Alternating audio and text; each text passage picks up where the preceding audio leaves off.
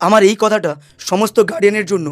নিজেরা লক্ষ্য করবেন, আজকের দিনে অনেক ছাত্র মেন্টাল প্রেসারে না বাড়ি ছেড়ে চলে যাচ্ছে। পাড়ার লোক বলবে, বাবা বাচ্চার তো এমন কি, বাচ্চা দেখো কী এমন বলে দিচ্ছে, ঘর ছেড়ে পালিয়ে গেছে।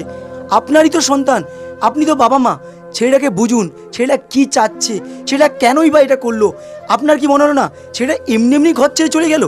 হয়তো আপনারও ভুল আছে। আজকের দিনের প্রচুর বড় সমস্যা, টিনেজার বাচ্চারা যারা 16 থেকে 18, 20 বা 22, তাদের মাথায় প্রত্যেকের আসে ঘর ছেড়ে চলে যাব, এবং অনেক সন্তান বা অনেক ছাত্রই ঘর ছেড়ে পালিয়ে যায়। তখন নিজের বাবা মা আফসোস করে।